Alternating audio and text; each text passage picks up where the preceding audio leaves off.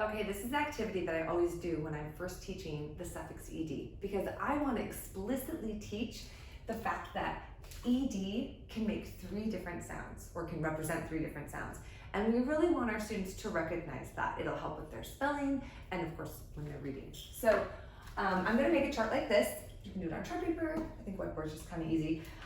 This is nice because you don't need anything for this activity but maybe a pre-made word list so you know what words you're gonna be using.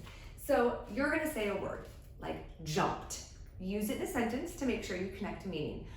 The frog jumped into the pond.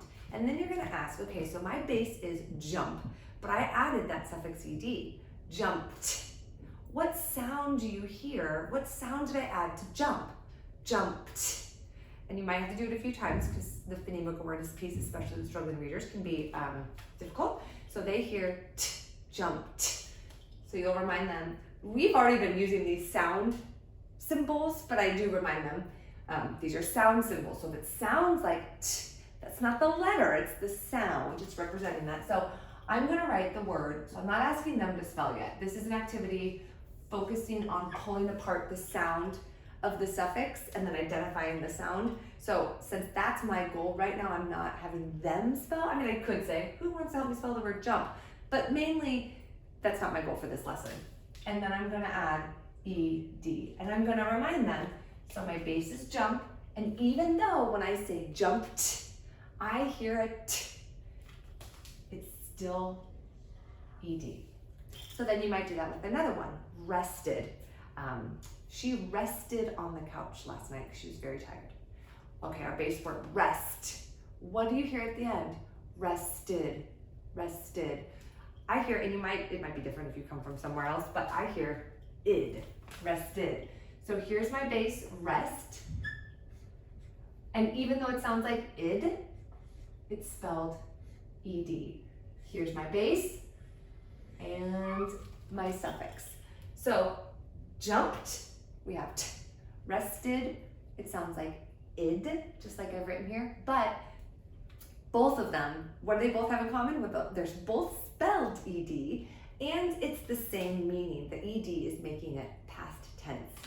Okay, so one for filled. I filled the glass all the way to the top. My word is fill, and the sound I hear, well actually I'd ask them, what do you hear? Sorry, before I write that I would ask them, what sound do you hear at the end of filled? Filled. I hear d, so I'm gonna write it here. My base word is fill, my suffix is ed, so I don't say my suffix is d, or d, or t. I say my suffix is ed, and the sound it represents in this word is d. Now there is a rule for the sound, like it depends on what the last sound of the base word is. That's gonna tell you what, which one it's gonna sound like. I sometimes tell my students that, but I find like that's too much to memorize. I mean, if they're curious, I'll tell them just so they know, but I don't rely on that. I don't want them, personally, I don't want them trying to memorize like, oh, if it ends in T or D, it's gonna sound like id. I don't think that's important.